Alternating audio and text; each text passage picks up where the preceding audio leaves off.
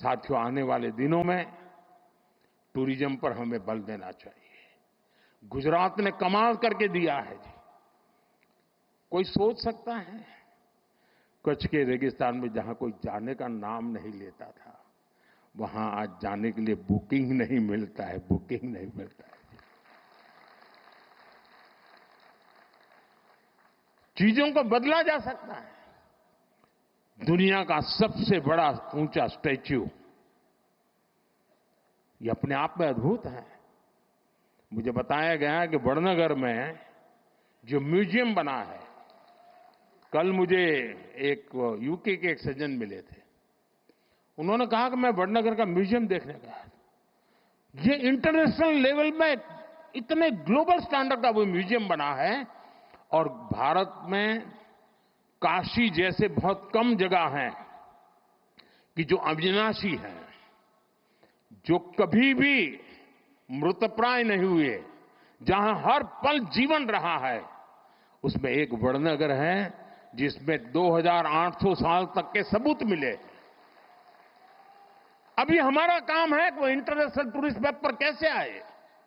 हमारा लोथल, जहां हम एक म्यूजियम बना रहे हैं, मैरीटाइम म्यूजियम, 5000 साल पहले मैरीटाइम में दुनिया में हमारा डंका बजता था। धीरे धीरे हम भूल गए। लोथल उसका जीता जागता उदाहरण है। लोथल में दुनिया का सबसे बड़ा मैरीटाइम म्यूजियम बन रहा है। आप कल्पना कर सकते हैं कि इन चीजों का कितना लाभ होने वाला है। और इसलिए मैं कहता हूं, 2005 का हुए समय था जब पहली बार गिफ्ट सिटी के आइडिया को कंसीव किया गया। और मुझे याद है, शायद हमने इसका लॉन्चिंग टैगोर हॉल में किया था। तो उसके बड़े बड़े जो हमारे मन में डिजाइन थी, उसके चित्र लगाए थे। तो मेरे अपने ही लोग पूछ रहे थे, ये होगा? इतने बड़े बिल्डिंग टावर बनेंगे? मुझे बराबर याद है। यानी जब मैं उसका मैप वगैरह और उसका प्रेजेंटेशन दिखाता था केंद्र के कुछ नेताओं को, तो वो भी मुझे कह रहे थे, कह रहे भारत जैसे देश में क्या कर रहे हो तुम? मैं सुनता था। आज वो गिफ्ट सिटी, हिंदुस्तान का हर राज्य कह रहा है कि हमारे यहां भी एक गिफ्ट सिटी होना चाहिए। साथियों, एक बार कल्पना को करते हुए उसको जमीन पर, धरातल पर उतारने का अगर हम प्रयास करें तो कितने बड़े अच्छे परिणाम मिल सकते हैं, ये हम भली भांति देख रहे हैं। वही कालखंड था, रिवर फ्रंट को कंसीव किया। वही कालखंड था जब दुनिया का सबसे बड़ा स्टेडियम बनाने का सपना देखा, पूरा किया।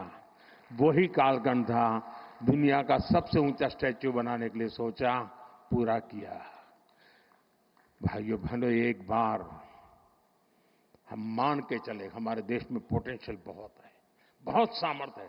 साथियों, मुझे पता नहीं क्यों निराशा जैसी चीज मेरे मन में आती ही नहीं है।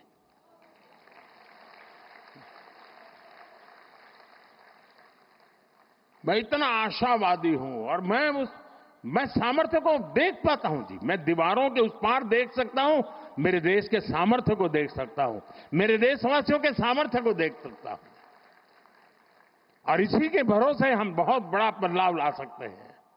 और इसलिए आज मैं गुजरात सरकार का बहुत आभारी हूं कि आप मुझे यहां आने का मौका दिया है। कुछ ऐसी पुरानी पुरानी बातें आज ताजा करने का मौका मिल गया। लेकिन आप विश्वास करिए दोस्तों, गुजरात की बहुत बड़ी जिम्मेवारी है।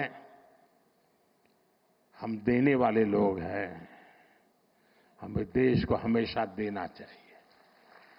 और हम इतनी ऊंचाई पर गुजरात ले जाएं, इतनी ऊंचाई पर ले जाएं कि देशवासियों के लिए गुजरात काम आना चाहिए। दोस्तों, इस महान परंपरा को हमें आगे बढ़ाना चाहिए। मुझे विश्वास है गुजरात एक नए सामर्थ्य के साथ अनेकविध नई कल्पनाओं के साथ, अनेकविध नए इनिशिएटिव के साथ आगे बढ़ेगा। मुझे मालूम है मेरा भाषण शायद कितना लंबा हो गया होगा, पता नहीं क्या हुआ, लेकिन कल मीडिया में 2-3 चीजें आएगी, वो भी मैं बता देता हूं। मोदी ने अफसरों को डांटा, मोदी ने अफसरों की धुलाई की, वगैरह वगैरह वगैरह। खैर वो तो कभी कभी चटनी होती है ना, इतना ही समझ लेना चाहिए। लेकिन जो बाकी बातें मैंने याद की है उसको याद कर करके जाइए। और ये सिंदूर या मिजाज,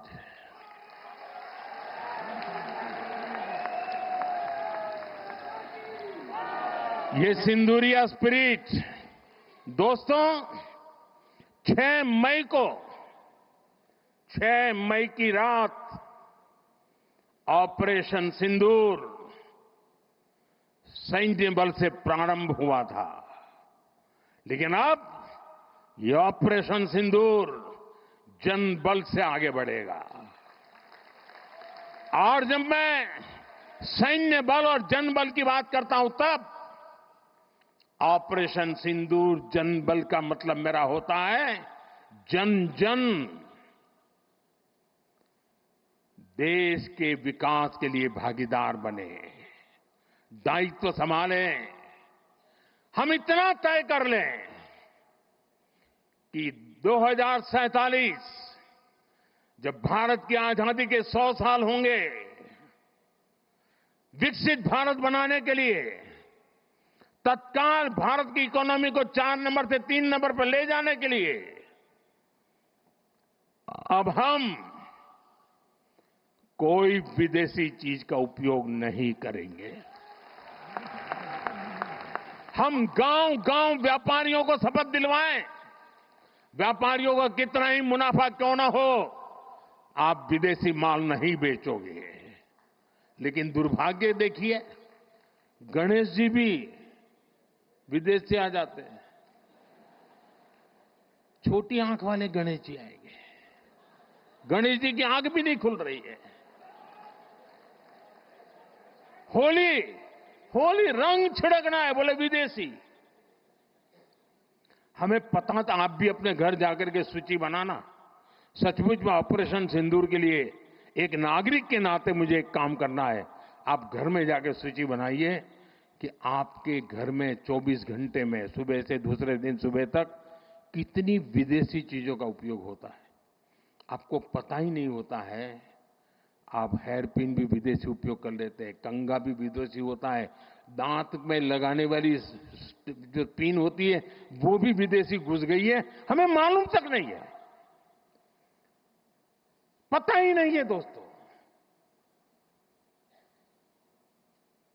देश को अगर बचाना है, देश को बनाना है, देश को बढ़ाना है, तो ऑपरेशन सिंदूर ये सिर्फ सैनिकों के जिम्मे नहीं है। ऑपरेशन सिंदूर 140 करोड़ नागरिकों के जिम्मे। देश सशक्त होना चाहिए, देश समर्थ होना चाहिए, देश का नागरिक सामर्थ्यवान होना चाहिए। और इसके लिए हमने vocal for local, 1 district 1 product, जो आपके पास है फेंक देने के लिए मैं नहीं कह रहा हूं, लेकिन आप नया नहीं लेंगे। और शायद 1-2% चीजें ऐसी हैं जो शायद आपको बाहर के लेनी पड़े, जो हमारे यहां उपलब्ध ना हो। बाकी आज हिंदुस्तान में ऐसा कुछ नहीं। आपने देखा होगा, आज से पहले 25 साल 30 साल पहले विदेश से कोई आता था तो लोग लिस्ट भेजते थे कि ये ले आना, ये ले आना। आज विदेश से आते हैं, वो पूछते हैं कि कुछ लाना है, तो यहां वाले के नहीं, यहां सब है, मत लाओ, सब कुछ है। हमें अपनी ब्रांड पे गर्व होना चाहिए, मेड इन इंडिया पर गर्व होना चाहिए। ऑपरेशन सिंदूर सैन्य बल से नहीं, जनबल से जीतना है दोस्तों। और जनबल आता है मातृभूमि की मिट्टी में पैदा हुई हर पैदावार से आता है। इस मिट्टी की जिसमें सुगंध हो, इस देश के नागरिक के पसीने की जिसमें सुगंध हो, उन चीजों का मैं इस्तेमाल करूंगा। अगर मैं ऑपरेशन सिंदूर को जन जन तक, घर घर तक लेके जाता हूं, आप देखिए हिंदुस्तान को 2047 के पहले विकसित राष्ट्र बना के रहेंगे और अपनी आंखों के सामने देख के जाएंगे। दोस्तों, इसी एक अपेक्षा के साथ मेरे साथ पूरी ताकत से बोलिए, भारत माता की, भारत माता की, भारत माता की। जरा तिरंगे ऊपर लहराने चाहिए। भारत माता की जय, भारत माता की जय, भारत माता की जय, वंदे वंदे वंदे वंदे वंदे वंदे वंदे वंदे वंदे वंदे वंदे वंदे। धन्यवाद जी।